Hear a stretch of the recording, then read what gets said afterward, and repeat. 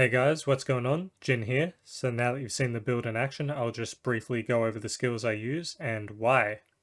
So I take Lunging Strike, and then I take Combat Lunging Strike for the critical strikes proccing Berserking, and since we crit quite a lot with this build, that feels pretty nice. Then we want to max out Whirlwind, and then we want to take Furious Whirlwind so it applies the bleeds. And then we want Pressure Point. So besides this, the only source of vulnerable you have is Exploit, and that will make enemies vulnerable for 3 seconds the first time you hit them, and then it goes on a 20-second cooldown before it can reapply to that enemy. So this skill's just nice to have another way to proc vulnerability on enemies, and it's really helpful against bosses, feels really nice. Then we want one in Rallying Cry here and Tactical Rallying Cry. One in Challenging Shout with Tactical as well. Then down here we've got War Cry and Power Warcry for that extra 10% damage bonus. Then we want to get 3 in Swiftness and 3 in each of the Shout bonuses just for that extra damage reduction, the heal, and the Shout duration increase. Then you want 1 in Aggressive Resistance and 1 in Prolific Fury just for a little bit of damage reduction and Fury generation. Then you want the 3 in Pit Fighter here, which is bonus % damage to close enemies and damage reduction from distant enemies. Then 3 in No Mercy as well, which is really good. 9% increased critical strike chance against immobilized, stunned, or slowed. And as we see here, we've got 1 in Hamstring, and that will make all of your bleeding effects slow. So basically everything you hit with Whirlwind, thanks to Furious Whirlwind, will be slowed. And so you'll be getting that extra crit chance on that, as well as all the damage modifiers from bleeding and crowd controlled and things like that. That'll all be applied thanks to Hamstring. And then we want 1 in Thick Skin and 3 in Counter Offensive. That'll just give you some more damage while fortified and some extra fortified generation. Down here we want 3 in Heavy Handed for that critical strike damage when using two-handed weapons, which we will be using. Then we want Wrath of the Berserker and the add-ons, of course. 1 in Tempered Fury, so we can get to the Invigorating Fury. We want 3 points in that. That'll just help a lot with the sustain, and yeah, you'll just feel a lot tankier with that. And then finally, we have the Key passive, and we want to take Unbridled Rage always with Whirlwind. Core skills deal 135% increased damage and cost 100% more Fury. So that's pretty much it for the abilities. I'll leave the full build in the description and you can just copy that. There will also be a link to the planner. So next we will be talking about the gear. So let's start with the Helm. For the Helm, the best thing you can roll is the cooldown reduction. It helps immensely with the shout up time, which is basically half the build as a Whirlwind Barbarian, so you've got to have that. Next up you'll want armor %. This actually makes a huge difference as armor directly contributes to damage reduction. As you see here, I take 71% less physical damage from enemies my level with my armor. So having 10% to my total armor is like having basically another item's worth of armor. It also synergizes well with Disobedience and Whirlwind. As you can see, I get 0.75% more armor each instance of damage I do, lasting for 4 seconds. So when you're in a huge group of monsters, you're going to stack that insanely quickly with the Whirlwind as well as the bleed damage. So if I stack to 75%, it will put me at over 14,000 armor. And as you can see here, armor also reduces non-physical damage, so it's definitely a stat you want.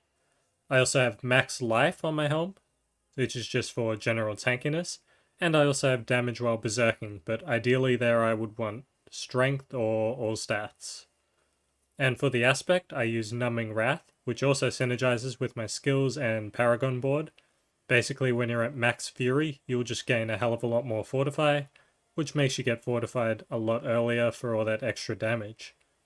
If you're using Rage of Harrogath for your chest piece, you could put Grasping Whirlwind here instead. So next up is the chest piece. For the chest piece, there's basically 2 options in my opinion. There's the Rage of Harrogath, which has a great unique modifier, as I mentioned. Lucky Hit procs quite well on Whirlwind, so your shouts will have almost 100% uptime, if not 100% whilst fighting big groups. And it's also got some great damage stats as well. So if you're just farming 50 to 60 tier Nightmare dungeons, you'll basically fly through with this. But if you do want to farm higher up, I think the only issue with this item is the tankiness. So let's say you're moving into the high 60s or 70s and up. You might run into some issues if you're not paying attention to your positioning and all of the random AoE and projectiles flying about. So that brings me to the other option, which is some extremely tanky armor like this, with total armor percent, which I've mentioned is awesome, max life, flat damage reduction would be great as well. I've got damage reduction from close and damage reduction from enemies that are bleeding. But yeah, basically something like this armor is what you would want to use if you're pushing higher up. That'll keep you alive so you can do your damage to the monsters and kill them before they kill you. And I've imprinted Grasping Whirlwind onto this because I've got Numbing Wrath on the Helm. So now for the gloves, I prefer not to use gauze. On paper it's great, I actually love all the stats besides the lack of critical chance. But the unique aspect is a little bit sus. The effect basically seems really inconsistent. I have no idea how much damage it's going to do, I have no idea if it's going to crit, I don't like the fact that you have to stop whirlwinding to apply it, then it might not kill the monsters, and if it doesn't kill the monsters you have to hit them and build up your fury again to get another good whirlwind off, etc. So for these reasons I just have normal gloves with a guaranteed aspect effect. In this case I have the expectant aspect. But if you're going to do this, you want to make sure you get +3 Whirlwind on the gloves, which will upgrade to 4, and also crit chance. So if you can't find gloves like these, then just use gauze if you have them, until you find ones like these. Next up, the pants. So for the pants, Temerity is an option, but I just wouldn't recommend it for tiers 60 and above, especially if you're actually fighting everything. Because there's going to be loads of monsters swinging weapons at you, there's going to be loads of AoE, a lot of stuff that can just basically do a lot of damage to you, and Temerity doesn't have any defensive stats. It's got potion drop rate, which is great, a chance to heal on lucky hit, healing received, and yeah, the barrier effect. It isn't applied instantly, it kind of ramped up to it, so if there's something you kind of need to parry, like, or get the health really fast, the barrier kind of just takes its time to get up there.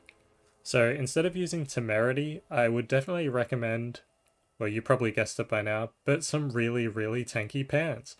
It basically has the exact same stats as the tanky chest piece I was showing earlier. You would basically want to get the damage reduction, maximum life, more damage reduction, even more damage reduction, and if it's possible you would want to get total armor as well. And as you can see for the imprint, I've got the Iron Blood, which basically just makes it so I gain damage reduction for each nearby bleeding enemy up to 20%. And as we've established, pretty much everything near me is going to be bleeding, so that is 20% damage reduction just like that. You'll basically be way more tankier, probably twice the amount of tankiness you'll get from Temerity comes out of this. So if you're comparing survivability, it just isn't even close for what we're doing. We would definitely not want to use Temerity, and instead use something like this. So next up we've got the boots. They'll have their basic modifier, I've got plus max evade charges here, but the evade grants movement speed is great as well. Besides that, you'll just want fury cost reduction, movement speed after elite kills, movement speed percent, and after that probably something like berserker duration, stats, or damage reduction whilst injured isn't bad either. As for the aspect, I've just got Ghostwalker for move speed and passability whilst unstoppable, and for 4 seconds after, which gets proc during every rallying cry and wrath usage. Next up we have the jewellery. We'll start with the rings. The rings are very straightforward. You want to have crit chance, vulnerable, crit damage, and resource regeneration. Next best would be max life or max fury. If you can't get any of those, then you would want to get the other damage modifiers. And as for the aspects, you want to imprint the bold aspect on one ring for the shout cooldown reduction. And for the other ring, you would want echoing fury. As you can see, your shout skills generate 3 fury per second while active. And that counts per shout as well. So if I have my challenging shout and warcry on, that will be giving me 6 fury per second while active. I'll show that right now.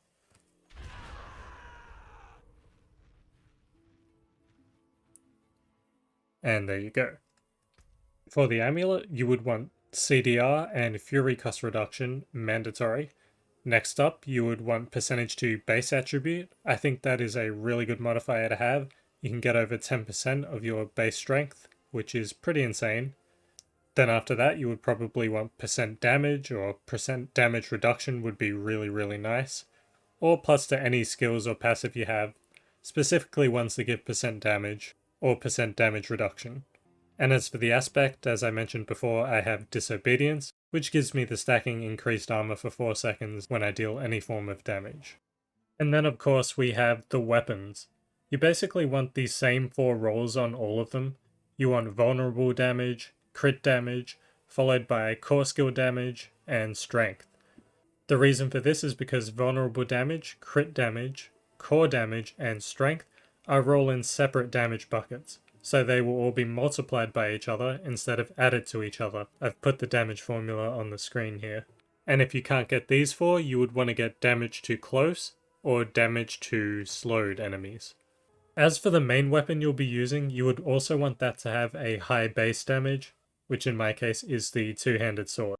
So even if you can't roll everything you want on your primary weapon, you want to at least get those first 2, vulnerable and crit damage, because having that really high base damage can make up for the others, just as long as the others aren't like really, really off. As for the aspects, they're doubled in power on two-handers, so I have Dire Whirlwind on my two-handed mace for the big crit strike chance, and then on the one-handed sword here I have Berserk Ripping, and for the other one-handed sword I have Edgemaster, and then I have Limitless Rage on the main weapon here, the two-handed sword. Last but not least, I'm going to go over the Paragon Boards and glyphs that I used. So starting at the first board here, we've got the Wrath glyph. That's just going to give us some critical strike damage with core skills. And for the second board, we're going to have the Decimator board. Decimator. And that's going to have the Martial glyph. And that'll give us some extra shout synergy there, as all the shouts will give each other cooldowns. For the third board, we're going to have the Weapons Master board, I believe. Yeah, Weapons Master, and then we have Undaunted in here. That's just going to give us damage while fortified and extra damage reduction. For the fourth board, going to have the Blood Rage board. And I considered putting Might in here. I still have to do a bit more testing, but for now I have the Territorial glyph in here. That gives us damage to close enemies and also some damage reduction against close enemies, just helping out a bit with the tankiness. For the fifth board, we're going to have, all the way up here, we're going to have the board is this, the Flawless Technique board, and I've put the Mortal Draw in there. So this glyph is really, really good. It just gives you damage when you swap to new weapons, so you would want to set your lunging strike to either your two-handed mace or your dual-wield weapons. That way, whenever you swap to Whirlwind, which will be your two-handed sword, you'll get the 74% damage as well as the 18% critical strike chance. And then for the last board, going all the way down here, we have the Warbinger board. And then we're going to put our Exploit glyph in there for the vulnerable damage, which is obviously really, really good as well. And that's pretty much it for the boards. I'm still working on which boards I think are better and which glyphs I think are better, so I've got a lot of testing to do there. But if you are watching this and it's been a while since the video came out, just make sure you check the link in the description below for the updated build. And oh yeah, one last thing, for your expertise, you want to make sure you have the two-handed axe expertise. That'll give you another 15% increased damage to vulnerable enemies, even if you are not using the two-handed axe as your main weapon. So that pretty much sums up the build, and if you have any questions, just leave them in the comments below, or if you have any suggestions or tips, also leave them in the comment section below. I love to learn about Diablo, and I love theory crafting, so that would be much appreciated. Bye for now. I will leave you with some spinny gameplay footage. Enjoy!